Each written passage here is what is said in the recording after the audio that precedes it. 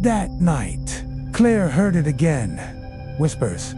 She followed the sound through the hallway, and it led her to an air vent near Emma's room. She leaned in close. Through the metal grates, she heard, "Mine now. Oh, mine." She ripped the vent cover off. Nothing inside but dust and darkness. The doll was once again not where she left it. It was now sitting in the hallway, facing her. Claire took the doll to a local antiques dealer the next morning. The man refused to even touch it. "Where did you get this?" "It was buried near our tree." He paled. "This is a mourning doll. 1800s. Sometimes made to look like dead children. This one," he paused, "has been cursed. The thread in its mouth is for binding." "Binding what?" "Spirits. And if the stitches are undone," he trailed off.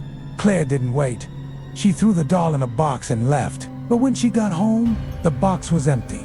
The doll was already sitting in Emma's room, and now a single thread was missing from its sewn mouth. If your child found a doll with its mouth stitched shut, and it moved on its own, would you destroy it or move out and never look back? Let us know in the comments. Emma wasn't herself anymore. She spoke less, ate less, stared at walls and whispered to no one. Claire tried to take the doll away one night, and Emma screamed. She said she'll bury you next. The room went out. Claire's breath frosted in the air. The lights flickered. Then the doll's head turned slowly toward Claire. Its eyes blinked, and another stitch popped loose from its mouth. Claire dug through public records. She had to know where this thing came from. And she found it. A girl named Margaret lived in the same house. She was accused of witchcraft at age 9. They said she talked to shadows, killed animals, and made dolls that could speak. When her parents tried to burn her doll, she vanished. Only the doll remained. Found later, buried under the same tree Emma had dug near. Her last diary entry read, "If they take her from me, I'll live inside her forever." That night, Claire locked the doll in the freezer, poured holy water on it, prayed. The next morning, the freezer was empty. The doll was sitting on Claire's pillow, smiling. Every stitch was now gone, and Emma was missing. Claire tore through the house, screaming, searching.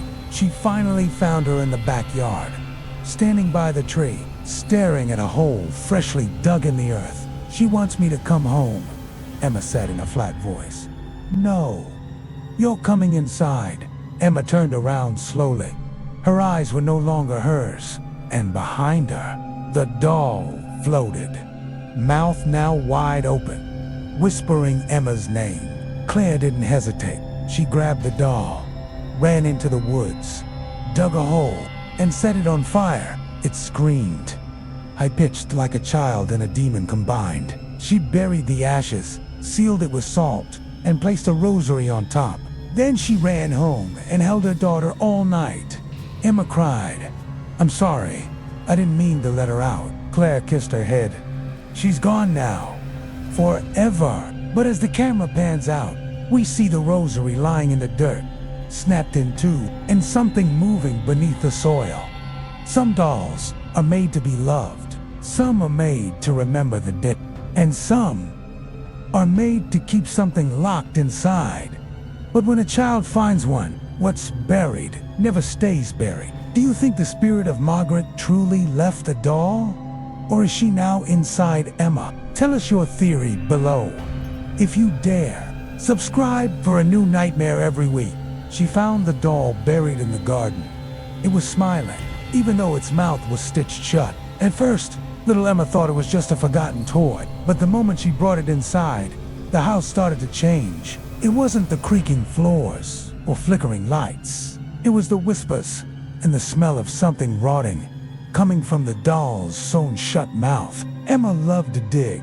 She wasn't like the other kids. No dolls, no makeup, no fairy tales. She liked dirt, bugs, finding things. One evening, behind their new house, she found something buried under the tree. A doll. But not the kind you'd want to hold. Its dress was soaked in old brown stains. Its porcelain skin was cracked, like eggshells. The mouth was sewn shut with thick black thread.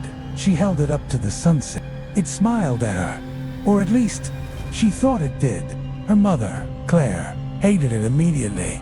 "Where did you get that thing?" "I found her," Emma said. "She was waiting for me." The doll sat on Emma's shelf that night. Claire couldn't sleep. She kept hearing the faintest tapping, like tiny fingernails, coming from Emma's room. When she peeked in, her daughter was sound asleep, but it was now sitting at the edge of the bed, not on the shelf where she left it. Claire quietly put it back. The next morning, Emma said something strange. "Mommy, she told me you don't like her." Claire laughed nervously. "She told you?" "Ooh, the doll," Emma said. "She talks when I'm dreaming. She says she used to belong to someone me, but now she has me."